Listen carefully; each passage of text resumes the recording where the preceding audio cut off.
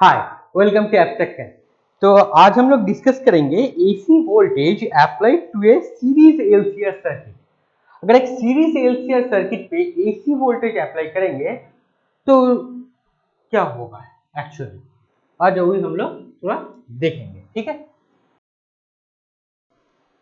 सो heading दे दो AC voltage applied to a series LCR circuit. ठीक है, तो डायग्राम कैसे होगा देखो,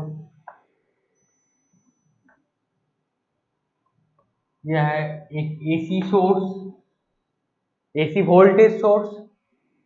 ठीक है, सो V इक्वल टू क्या होगा, मैक्सिमम पीक वैल्यू वोल्टेज का sine omega T, angular frequency omega, right. So अब ऊपर में क्या होगा, एक L होगा, एक C और एक R। ठीक है, यह L C R। तो L मतलब इंडक्टर, C मतलब कैपेसिटर एंड R मतलब resistor.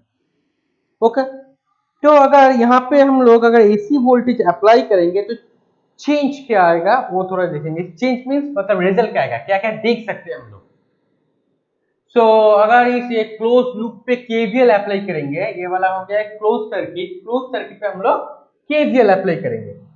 So applied KVL on a close loop, so apply KVL on a closed loop, so आएगा V potential equal to L potential drop across inductor।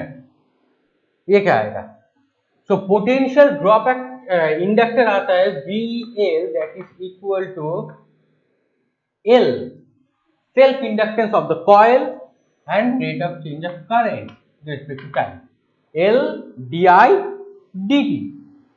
So L निकल गया,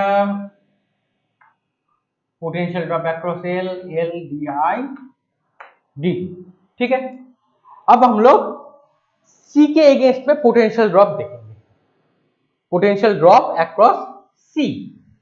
सो potential drop across C क्या होगा, C means capacitor. So you know that Q amount of charge Q equal to C capacitance over potential V। ठीक है, सो ये वाला क्या आ गया, तो B equal to C over Q। ठीक है, तो सेकंड वाला मिल गया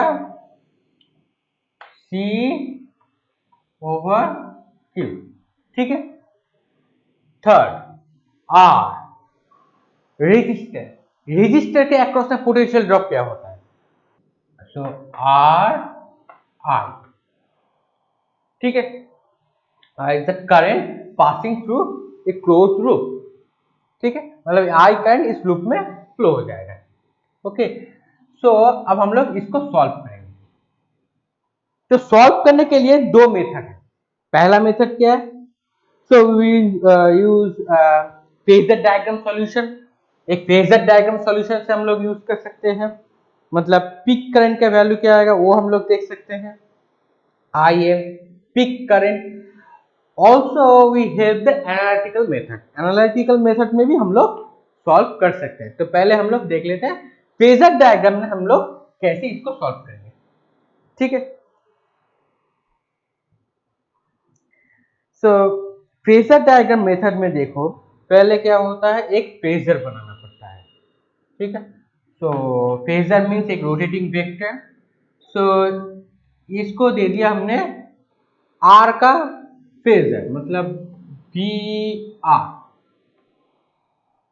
तो ये बन गया आर का फेजर वी आर, एंड ये पैरेलल है आई फेजर के साथ भी। ओके, एंड कैपेसिटी फेजर इस देश में चला जाएगा, means B C, that's the capacity phasor. And यहां पे एक आएगा वो होगा बी एल, ये होगा इंडक्टिव फेज है, वोल्टेज वाला। ये सभी वोल्टेज का, voltage across R, voltage across capacitor, voltage across inductor. ठीक है, तो यहाँ पे देखो ये एंगल क्या होगा 90, ये एंगल भी 90, और आई क्या आएगा आई, तो I means current. So current का वैल्यू क्या होगा, so the current that is equal to I M, the maximum peak current sine omega T angular frequency plus pi. Pi क्या है, फेज एंगल। ओके, तो यहाँ पे phase angle क्या आएगा, ये अगर काउंटर क्लॉकवाइज मूव आएगा, तो ये अगर काउंटर क्लॉकवाइज, तो ये वाला क्या आएगा। सो यहाँ पे क्या एंगल आएगा देखो, दैट इज ओमेगा टी, इसको अगर हम लोग T1 दे देंगे तो इसको भी T1 दे दो। सो ओमेगा टी प्लस पाई, ये वाला बन गया करंट फेज है, ठीक है, साइन का ओमेगा टी प्लस पाई। ठीक है, मतलब काउंटर क्लॉकवाइज अगर मूव आएगा। नेक्स्ट अब देखो इसका हम लोग थोड़ा सा सिंप्लीफाई करके इजी बना लेते हैं इसको।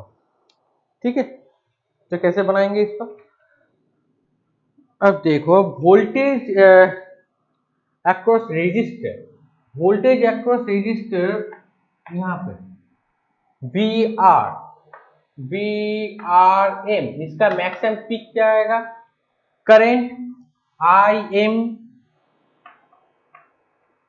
And V equal to I R resistance of resistor उसका, राइट, ओम्स लॉ से मिल गया। अब VCM कैपेसिटिव वोल्टेज क्या आएगा, IM पीक करंट तो रहेगा। अब कैपेसिटिव रिएक्टेंस, ये क्या होगा, कैपेसिटिव रिएक्टेंस, पीछे हम लोग लेक्चर में तरीके थे, capacitive reactance is almost equivalent to resistance.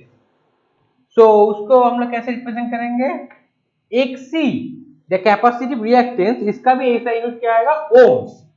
Now VLM, so IM अब आएगा XL, that inductive reactance, capacitive reactance and inductive reactance. Okay, so अगर यहाँ पे देखो थोड़ा इसको हम लोग मॉडिफाई कर दिया, VC वो इस डायरेक्शन में जा रहा था नीचे की तरफ, और VL 180 degree opposite, 90 plus 90 opposite चला जा रहा था। अब अगर हम लोग VL को भी इस डायरेक्शन भेज देंगे, मतलब VC प्लस VL, तो ये वाला यहाँ पे क्या बन गया, VC प्लस VL। ठीक है, अगर इस पे देखें वोल्टेज का चेंज क्या आएगा, देखो एक पॉजिटिव में है, कैपेसिटिव वोल्टेज जो फेजर है ये पॉजिटिव में है, और ये वाला उल्टा नेगेटिव में चला गया। सो वोल्टेज इक्वेशन देखेंगे तो क्या आएगा, so voltage equation plus voltage drop across L plus voltage drop across C plus voltage drop across R, तीनों का अगर ऐड करेंगे तो ये भी आ जाएगा। ठीक है, सिमिलरली ये दोनों यहाँ पे मिला दिया हमने। अब यहाँ पे क्या होगा, VCM माइनस VLM, ये ऊपर की तरफ जा रहा था, माइनस VLM। ठीक है, VCM VLM ये वाला इसके 180 ऑपोजिट में था। ठीक है, तो इसलिए आ गया। अब यहां पर देखो, तो यहां पर हमने दे दिया VRM,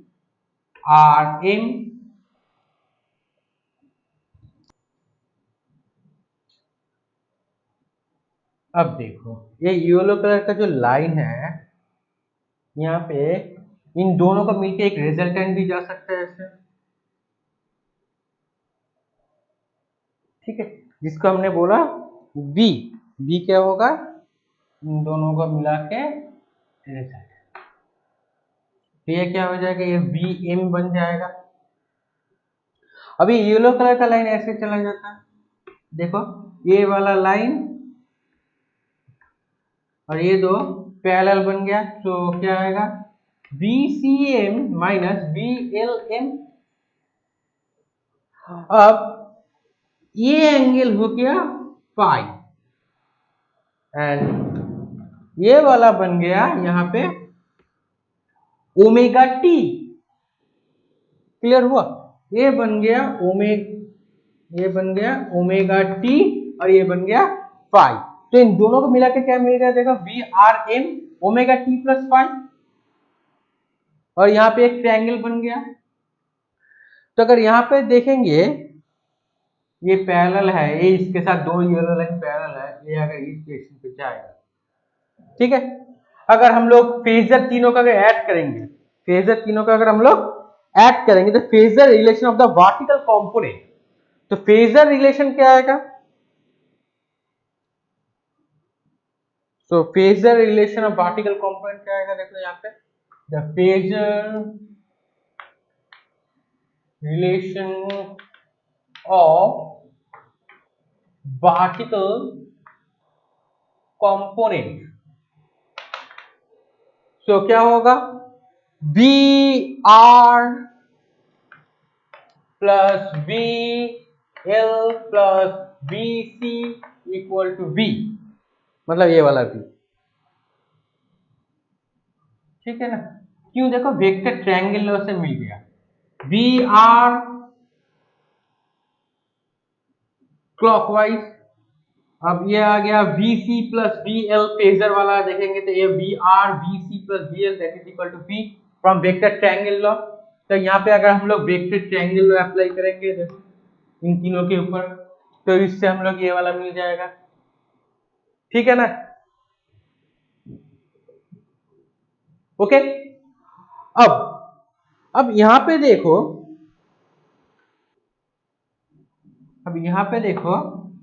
ये एक ट्रायंगल बन गया, ठीक है। तो ये वाला बन गया यहाँ से 90 डिग्री। क्यों 90? क्योंकि ये वाला 90 है, ये 90 है, तो ये दोनों पैरेलल है, तो ये दोनों भी 90 बन जाएगा, ठीक है।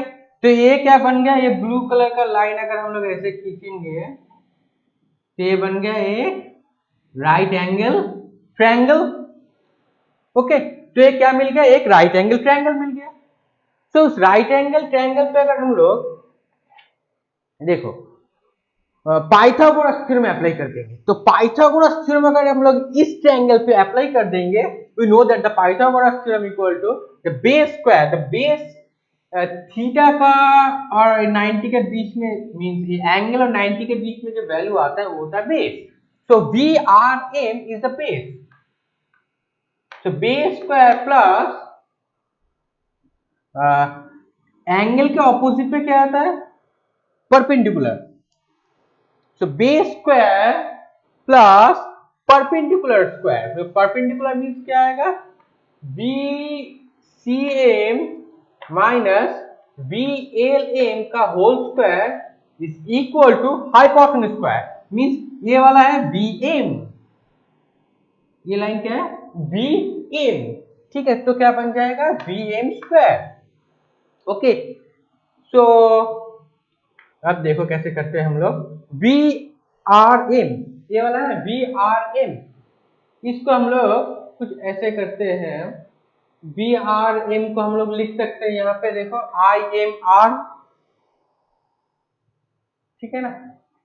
सो इस वाले, ये वाला, इन तीनों को यहाँ पे पुट कर देंगे, इन तीनों को हेल्प लेके हम लोग इसको सॉल्व करेंगे। तो देखो क्या आता है? V R M equal to क्या होगा? आई एम आर इसका whole square plus I M X C minus I M X L इसका होल स्क्वायर, अब यहाँ पे वी एम का स्क्वायर, ठीक है। अब देखो, सो यहाँ पे अगर हम लोग I M square R square और इन दोनों में से, यहाँ में से हम लोग अगर आई एम स्क्वायर को कॉमन ले लेंगे तो क्या आएगा? तो यहाँ पे आई एम स्क्वायर ये बाहर की तरफ चला जाएगा, x C minus X L का होल स्क्वायर और यहाँ पे रह जाएगा वी एम का स्क्वायर, ठीक है। अब आई एम अगर हम लोग यहाँ से बाहर ले लेते हैं तो क्या बनेगा, आई एम स्क्वायर, तो R square plus X C minus X L इसका whole square B M square, ठीक है ना, निकल गया। अब देखो, अब हम लोग थोड़ा इस पोर्शन को इरेज कर देता हूँ। अब देखो हम लोग अगर आई एम, तो आई एम इक्वल टू क्या आएगा, बोथ साइड अगर रूट कर देते हैं तो वी एम स्क्वायर का रूट कर दिया, मीन्स, अच्छा पहले हम लोग आई एम स्क्वायर कर लेंगे, स्टेप जब नहीं करेंगे हम लोग, तुम लोग भी मत स्टेप जब मत करना, ठीक है, क्योंकि गलती होने का चांस बहुत बढ़ जाता है। So over R square plus X C minus X L का होल स्क्वायर रह गया। अब हम लोग बोथ साइड रूट कर देते हैं तो इसके नीचे भी नेक्स्ट स्टेप पे रूट आ जाएगा, ठीक है, ये रूट आ गया यहाँ पे। सो इस जो रूट के अंदर जो वैल्यू आया, root over of R square plus X C minus X L, ये एल है और ये सी है, ठीक है। So xc minus xl, that is called z. Z is another term that is equal to r square plus xc minus xl का whole square, and this z is called impedance, ठीक है। तो इस z को हम लोग क्या बोलेंगे, impedance of an AC circuit, then impedance of an AC short form circuit का सीकेटी, ठीक है। नाउ तो z को अगर हम लोग पुट कर देंगे तो यहाँ पे तो क्या आएगा, देखो z को अगर यहाँ पे पुट कर देंगे तो तो आई एम इक्वल टू क्या आएगा, I M equal to B M over z, ये आ गया, ठीक है। तो इसको लेकर अगर हम लोग एक इंपीडेंस डायग्राम बनाएंगे, इसको लेकर, इस इक्वेशन को लेकर हम लोग क्या करेंगे, अभी एक इंपीडेंस डायग्राम बनाएंगे, ठीक है। इस वाले पोर्शन को इरेज कर देता हूं, राइट, क्योंकि बोर्ड पे जगह नहीं है। तो कहा इंपीडेंस डायग्राम बनाएंगे तो कैसे बनाएंगे, सो ऐसा ले लिया हमने आर, ठीक है, और इसके साथ एक पाई एंगल में क्या है, जेड है। अब ये वाला एक चेंज आएगा यहाँ पे, इस चेंज को हम लोग क्या बोलेंगे, एक सी माइनस एक एल, ये वाला क्या, जेड इंपीडेंस, राइट। तो ये बन गया एक impedance diagram. So the between V R and V can be determined by the phase, तो फेजर में हम लोग ये मिल जाएगा। सो यहाँ पे देखो, अगर हम लोग एक tan पाई, अगर tan पाई कैलकुलेट करने चाहेंगे तो कैसे करेंगे, tan पाई क्या होता है, perpendicular by base over base, तो xc minus xl over base क्या है, r, ठीक है ना। सो अगर हम लोग tan पाई यहां से भी कैलकुलेट कर सकते हैं, तो tan पाई यहां से क्या आएगा, परपेंडिकुलर, यह है बेस, तो B C M minus B L M over B R M. देखो ये वाला ट्रायंगल का डायग्राम, ये वाला ट्रायंगल का डायग्राम ऑलमोस्ट सेम हो गया, थोड़ा सा जस्ट नोटेशन का चेंज है, बाकी पूरा ही सेम है, ठीक है। And this is the call the impedance diagram, क्योंकि Z is a impedance of N AC circuit, right, क्योंकि देखो यहां से पता चल रहा है, ठीक है। अब ये Z और इससे बना कैसे, देखो यहाँ पे अगर पाइथागोरस थ्योरम में अप्लाई कर देंगे तो क्या बन जाएगा, ये बन जाएगा हाइपोटेन्यूज, ठीक है, और ये बन जाएगा बेस, ये बन जाएगा परपेंडिकुलर। सिमिलरली इससे ये डायग्राम बना, ये वाला इंपीडेंस जाएगा इस इक्वेशन के हेल्प से ही बना है, ठीक है ना, बेस परपेंडिकुलर और ये है हाइपोटेन्यूज, ठीक है, that's called the impedance diagram with the help of this equation. So अगर यहां पे देखो दो केस आएगा, पहला केस क्या है, तो केस नंबर 1 इज, थोड़ा इस पोर्शन को यूज करते हैं,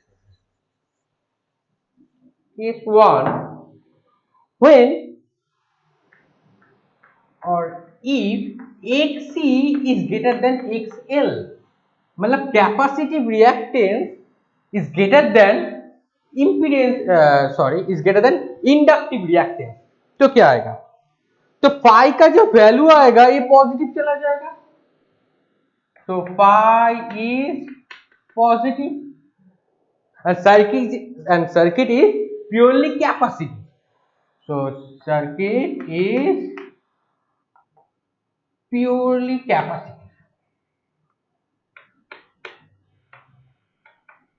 ठीक है। सेकेंड वाला केस क्या होगा, if XC is less than XL, अब सर्किट का प्योरली कैपेसिटिव होगा तो क्या आएगा, एक और टर्म भी आएगा कैपेसिटी, तो current in the circuit lead the source voltage, हमने सीआर सर्किट में क्या देखा था, current in the circuit is lead in source voltage, से करंट का जो फेजर होगा कैपेसिटिव सर्किट का वो ज्यादा होगा, लीड करेगा।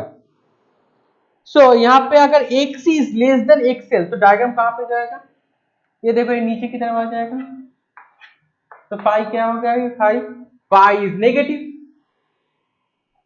so pi is negative and circuit is purely inductive, circuit purely inductive, तो सर्किट अगर प्योरली इंडक्टिव होगा तो करंट क्या होगा, तो current in the circuit is lags the source voltage, तो सोर्स वोल्टेज से करंट का जो फेजर आएगा इस वाले केस में, मतलब इंडक्टिव सर्किट में, तो वहां पे करंट क्या करेगा, करंट सोर्स वोल्टेज से लैग कर जाएगा, यहाँ पे लीड था यहाँ पे लैग है, ठीक है, किससे, सोर्स वोल्टेज, तो यहाँ पे लिख दो current lead source voltage, short form में दे दिया, और यहाँ पे क्या होगा, current lag the source voltage, ठीक है ना। नेक्स्ट अगर हम लोग एक फेजर बनाते हैं, इन दोनों केस को लेकर कोई भी एक केस, हम लोग इस केस को लेकर अगर हम लोग फेजर बनाएंगे तो फेजर कैसा दिखेगा वो थोड़ा देख लो, बहुत ही इजी है, देखो, तो अगर केस इस केस को लेकर XC is greater than XL, इसको लेकर अगर हम लोग फेजर बनाएंगे तो कैसा होगा,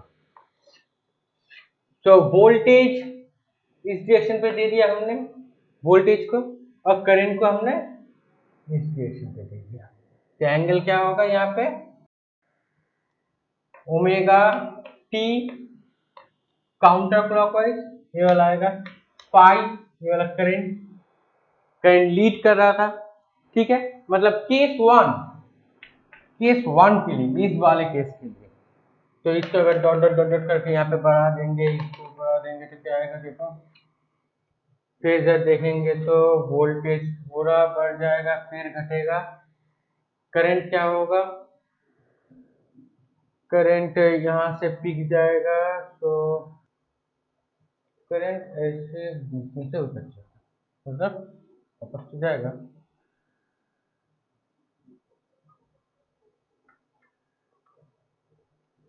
ठीक है,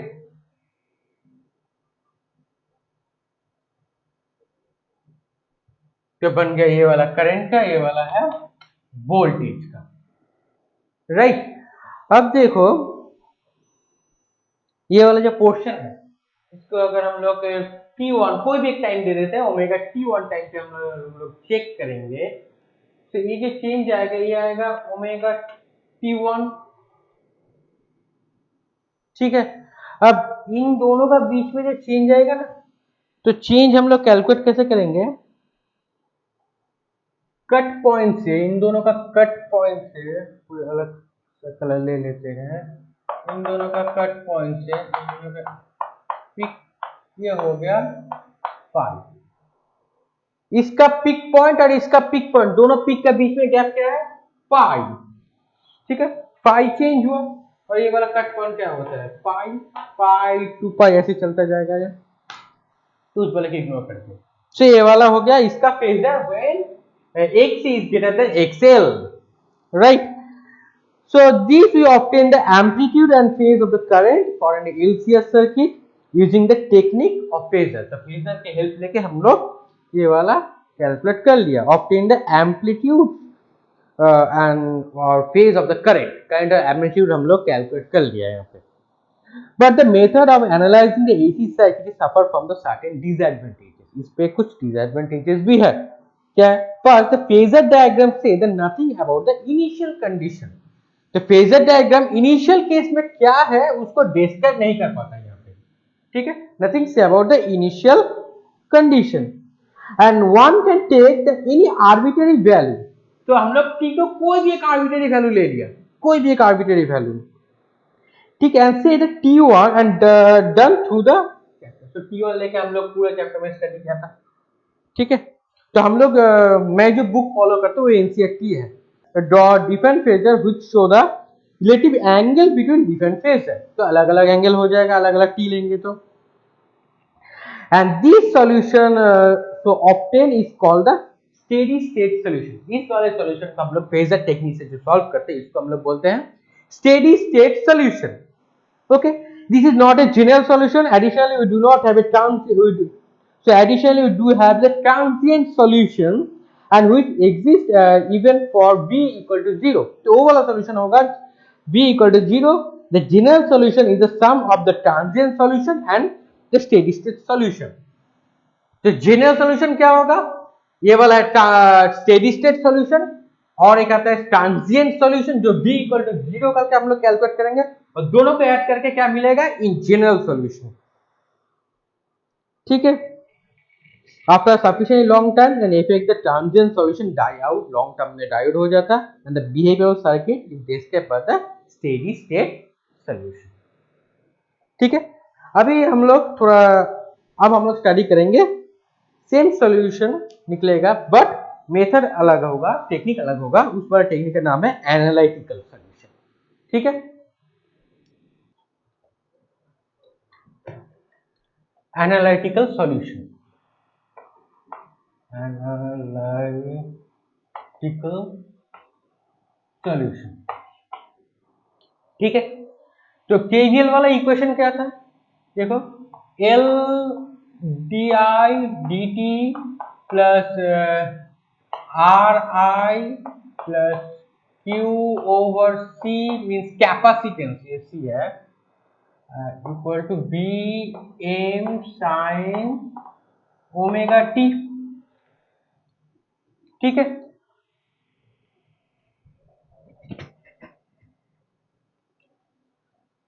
तो यहां पे अगर हम लोग I इक्वल टू क्या होता है, सॉरी I इक्वल टू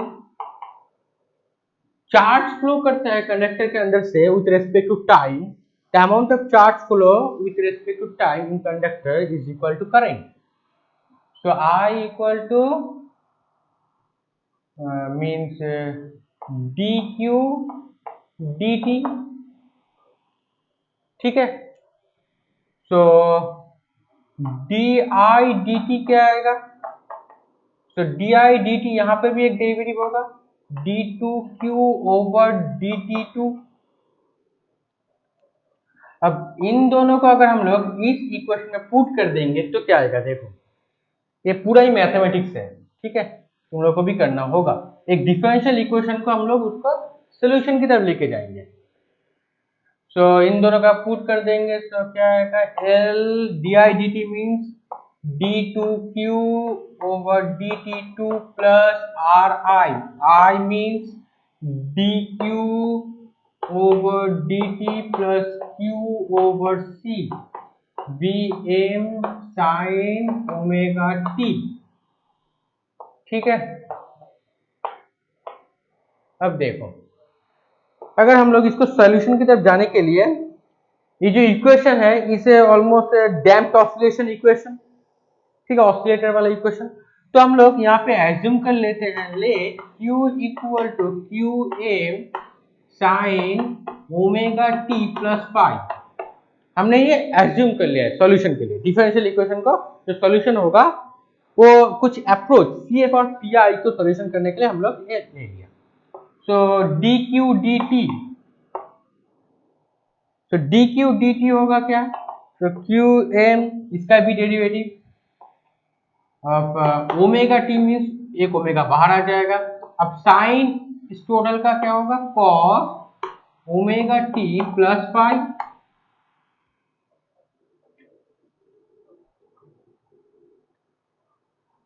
ठीक है, और यहाँ पे फाई ना देखकर हम लोग इसको थीटा भी दे सकते हैं। फाई तो बन जाएगा इक्वेशन, ये थीटा दे दो।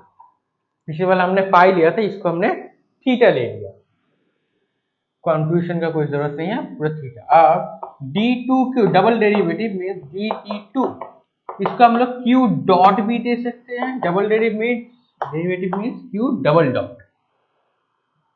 ठीक है, तो किसी किसी बुक में double dot means double derivative, second order derivative, single dot means first order derivative.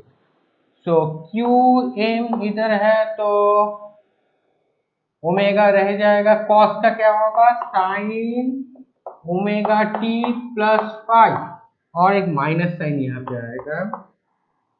अब ये ओमेगा भी बाहर आ जाएगा तो ओमेगा स्क्वायर बन गया। ठीक है, तो क्यू डबल डॉट निकल गया यहाँ पे।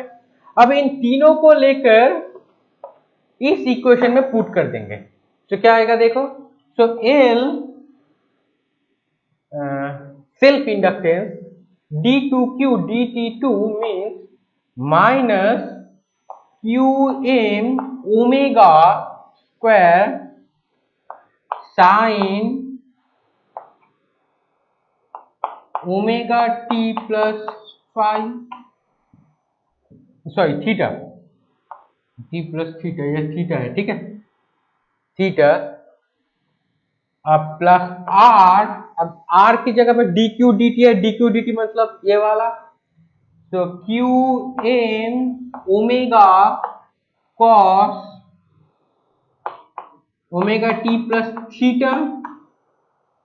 अब q की जगह पे फाइनल थर्ड वाला ये वाला पुट कर देते हैं, so qm sign omega t plus theta over c।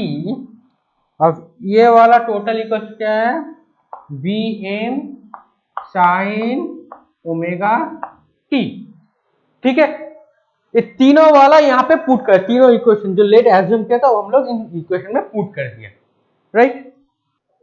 L Q M उधर है, तो यहां पर देखो हम लोग क्यू एम ओमेगा को कॉमन ले लेते हैं, क्यू एम ओमेगा कॉमन ले लिया, तो बचा क्या, फर्स्ट में माइनस बीच में डाल देंगे, जो प्लस है उसको ले लेते हैं, आर कॉस, सेकेंड वाले को पहले ले लिया, ठीक है, R cos omega T plus theta.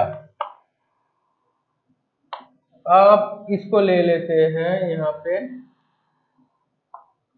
Minus, इसको लेंगे, माइनस को बाद में लेंगे, पहले प्लस ले लेते हैं, ठीक है।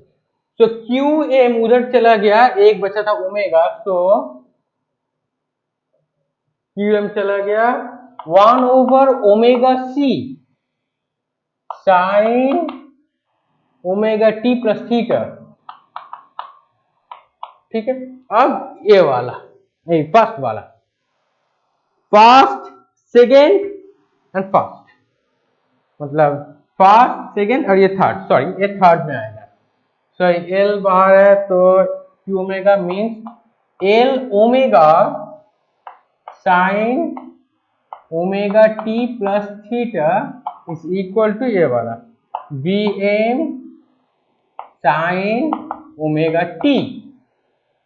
तो यहाँ पे देखो Qm ओवर ओमेगा तो है R cos omega t plus theta. अब इसको हम लोग क्या लिख सकते हैं, एक C याद करो, capacitive reactance sign omega t plus theta. अब यहाँ पे हम लोग लिख सकते हैं XL sign omega t plus theta, और यहाँ पे जो है Vm साइन ओमेगा t। अब इन दोनों में से देखो हम लोग sign omega t plus theta को कॉमन ले लिया तो बचा क्या है, XC माइनस XL। तो Vm साइन ओमेगा t और यहाँ पे क्या रह जाएगा Qm omega R cos omega t plus theta.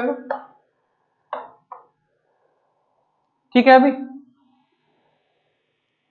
अब इसको इधर ले लेते हैं इस वाले कॉन्स्टेंट और z से बोथ साइड डिवाइड भी कर देंगे तो क्या आएगा R over z cos omega t plus theta plus XC minus XL sign omega t plus theta.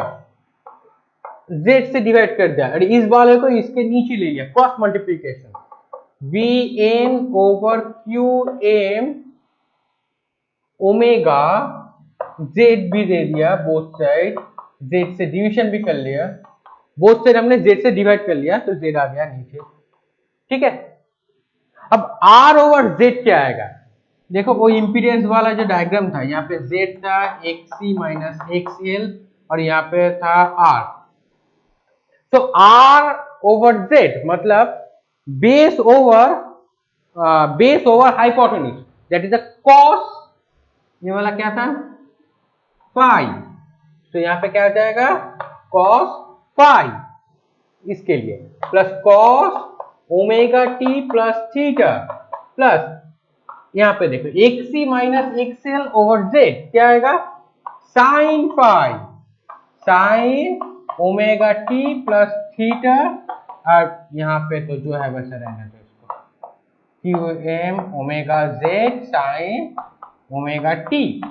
ठीक है, अब देखो ये वाला, तो इसको पहले इसको सेकंड ले लिया, cos A cos B plus sin A sin B means क्या होता है cos A minus B, trigonometric treatment. अगर हम लोग यहाँ पे ट्रिग्नोमेट्रिक ट्रीटमेंट करेंगे तो क्या आएगा cos omega T plus theta minus phi equal to Vm Qm omega Z impedance sine omega T. ठीक है, सो यहाँ पे देखो क्या करेंगे हम लोग, इसको ऑल्टरनेट कर देते हैं, इस वाले को इधर भेज देते हैं। So Qm omega Z cos omega t plus theta minus phi equal to Vm sine omega t। अब हम लोग क्या करेंगे, ये लेफ्ट वाले साइड जो है और राइट वाले साइड के साथ हम लोग कंपेयर करेंगे। ठीक है, कंपेयर करने के बाद क्या आता है हम लोग वो जरा चेक कर लेते हैं। सो अगर हम लोग कंपेयर करेंगे तो देखो इस वाले पोर्शन के साथ ये Vm आ जाएगा। ठीक है ना, सो Vm इक्वल टू क्या निकलेगा, Vm maximum amplitude of peak voltage का जो था omega Qm omega Z, Z is the impedance of AC circuit. ठीक है, और Im क्या है, Im equal to Qm omega, क्यों, क्योंकि V equal to IR, Z is the impedance of circuit, इसका ऐसा यूनिट क्या होता है ओम, तो Im equal to Qm omega from ohm's law से। तो Vm इक्वल टू क्या होता है, तो Im Z। ठीक है, अब देखो अब theta minus phi, theta minus phi क्या आएगा, तो theta minus phi that is equal to आएगा -π/2, क्योंकि देखो साइन थीटा और कॉस थीटा का बीच में जो गैप होता है वो होता है 90 डिग्री का, मतलब π/2 का गैप आता है। क्योंकि देखो cos थीटा इक्वल टू क्या होता है, sine 90 minus theta, similarly sine theta equal to क्या होगा, यहाँ पे अगर हम लोग ट्रिग्नोमेट्रिक ट्रीटमेंट करेंगे cos 90 minus theta, we know from trigonometric treatment, ठीक है। सो थीटा का वैल्यू क्या आएगा, so theta equal to -π/2 plus five, ठीक है अभी। अब देखो सो आई इक्वल टू क्या है, I equal to D Q D T, तो आई इक्वल टू क्या मिलता था, डी क्यू डी टी। अब Q इक्वल टू क्या हम लोगों ने पहले ले एज्यूम क्या किया था, Q equal to Q M, so D D T, और डेरिवेटिव करने के बाद जो रिजल्ट आएगा, सो क्यू एम ओमेगा, ठीक है। अब साइन बन जाएगा cos omega T plus theta, cos omega T plus theta. So Q M omega क्या है, that is the I M cos omega T plus theta, यहाँ पे है आई, और आई इक्वल टू क्या है, अगर कॉस अगर चेंज हो जाए तो थीटा के साथ क्या आता है, फाइव भी आएगा। तो आई इक्वल टू हम लोग ऐसे भी लिख सकते हैं, हम लोग I M sine omega T plus five, ऐसे भी हम लोग लिख सकते हैं। नीचे वाले पोर्शन को इरेज कर दो।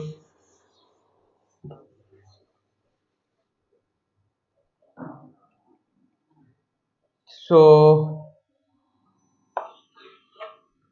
आई एम इक्वल टू क्या आएगा, वी एम, इसके नीचे जेड को भेज देते हैं।